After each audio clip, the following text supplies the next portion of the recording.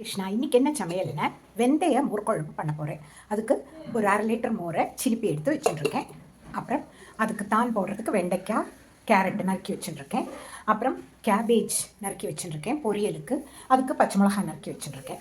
மோர் குழம்புக்கு வறுக்கிறதுக்கு 1 table spoon தனியா, 1/2 table spoon துவரம்பருப்பு, ஒரு 1/2 டேபிள் ஸ்பூன் அரிசி, 1/4 டீஸ்பூன் ஜீரகம், ஒரு 4 வரமிளகா, ஒரு 3/4 டீஸ்பூன் வெந்தயம் இவ்வளவையும் எடுத்து வச்சுட்டுருக்கேன். இதை முதல்ல நம்ம வறுத்துக்கலாம். இந்த வெந்தய மோர் குழம்புக்கு கடாயை அடுப்பில் வச்சுருக்கேன். அதுக்கு மசாலா சாமானை முதல்ல வறுத்துக்கலாம். முதல்ல 1 டேபிள் ஸ்பூன் தனியா, 1 டேபிள் ஸ்பூன் துவரம்பருப்பு, 1/2 டேபிள் ஸ்பூன் அரிசி, 1/4 டீஸ்பூன் ஜீரகம். இதை நல்லா ட்ரை ரோஸ்ட் பண்ணிக்கலாம். வாசனை வரும். இது இப்போ பார்த்தீங்கன்னா நல்ல வறுபட்டு. இனி இதிலேயே இந்த 4 மிளகாயும் வெந்தயமும் போடலாம். வெந்தயம் முதலையே போட்டோம்னா கசந்துடும். அதனால் இப்போ போட்டு ஒரு 2 நிமிஷம் திருப்பி விட்டாங்க.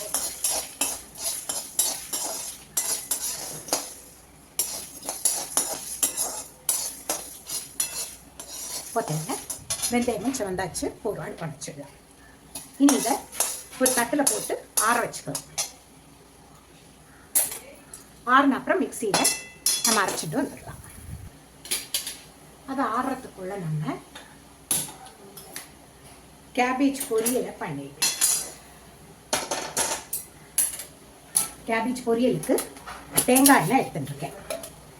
தேங்காய் எண்ணெயில் பண்ணினா ரொம்ப வாசனையாக இருக்கும். தேங்காய் எண்ணெய் பரவாயில்ல எடுத்துக்கலாங்கிறவங்களுக்கு நிச்சயமாக கண்டிப்பாக தேங்காய் எண்ணெயில் பண்ணி பாருங்க. உங்களுக்கே வித்தியாசம் தான்.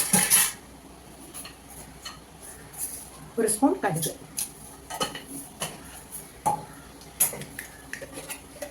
ஒரு ஸ்பூன் உளுத்தம்பருப்பு,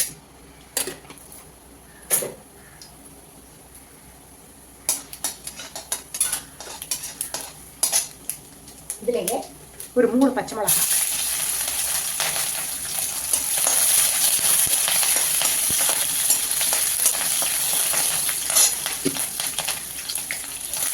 கொஞ்சமாக கருவேப்பிலை,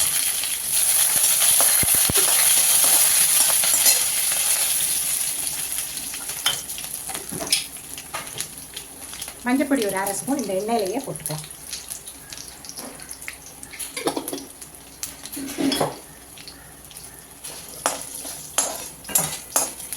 இந்த கேபேஜை போட்டு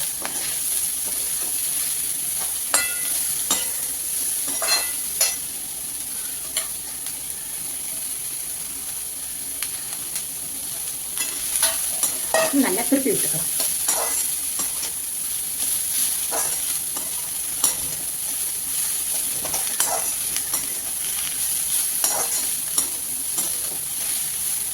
இதுக்கு இனி உப்பை போட்டுக்கலாம்.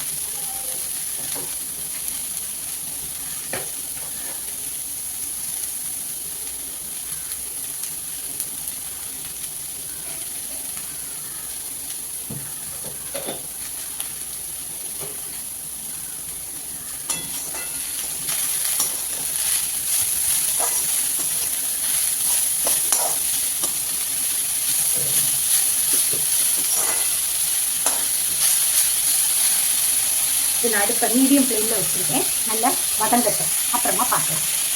இப்போ பார்த்தீங்கன்னா நம்ம கேபேஜ் நல்லாவே வதங்கியாச்சு. இனி இதில் தேங்காய் போட்டுருங்க.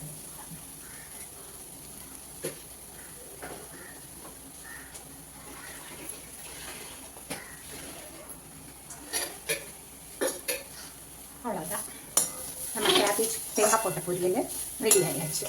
இனி இதை ஒரு சர்விங் பவுலில் மாற்றிக்கலாம். அவ்வளோதான். இனி நம்ம மோர் குழம்பு பண்ணிக்கலாம். இந்த சிலிப்பி வச்ச மோரை இதில் வச்சிடலாம். கொஞ்சமாக 1/2 டேபிள் ஸ்பூன் மஞ்சப்பொடி போட்டுக்கலாம்.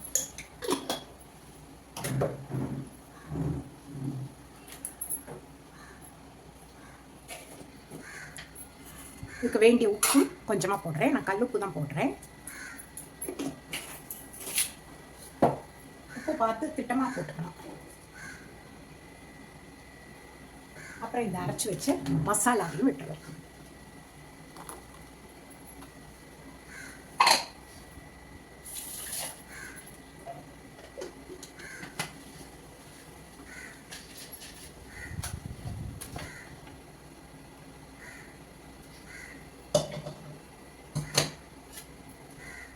நல்ல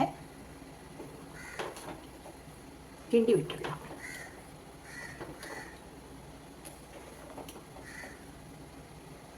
இந்த மோர் குழம்பு நுரைச்சி வந்தா போதும், கொதிக்கணுங்கிற அவசியம் இல்லை.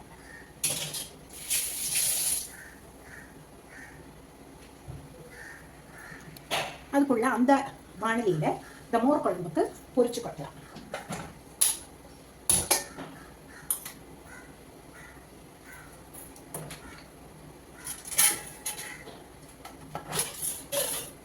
கொஞ்சமா தேங்காய் எண்ணெய் விட்டுக்கலாம். ஒரு 2 டீஸ்பூன் தேங்காய் எண்ணெய்.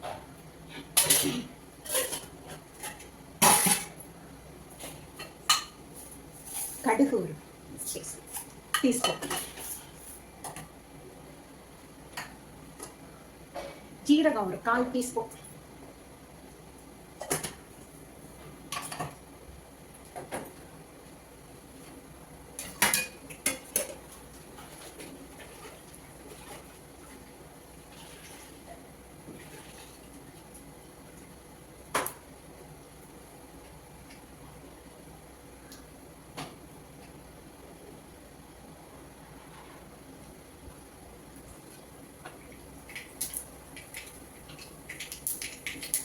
இந்த வெண்டைக்காவும் கேரட்டும் அதில் போட்டு வதக்கிட்டோம்.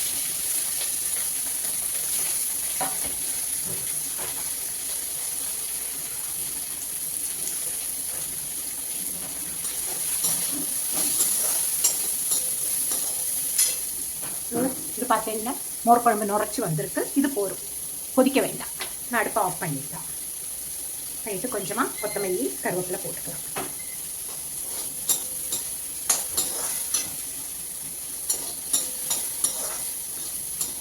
இந்த வெண்டைக்காய் கேரட் வதக்கிற இல்லையா, அதுவும் வதங்கினப்ப நம்ம இதில் போட்டால் நம்ம மோர் குழம்பு ரெடி ஆகிடும். இது இப்போ பார்த்தீங்கன்னா இந்த வெண்டைக்காய் நல்லா வதங்கியாச்சு. வெண்டைக்காயும் கேரட்டு அதை நம்ம இந்த மோர் குழம்புல போட்டோம்.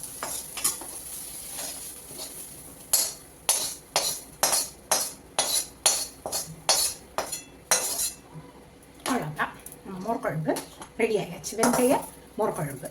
இதில் தேங்காய் போடணுங்கிற அவசியம் இல்லை. நான் தேங்காய் போட்டு அரைச்சிருக்கேன். ஒரு சேஞ்சுக்கு தேங்காய் போட்டால் கொஞ்சம் டேஸ்ட்டாக இருக்கும்.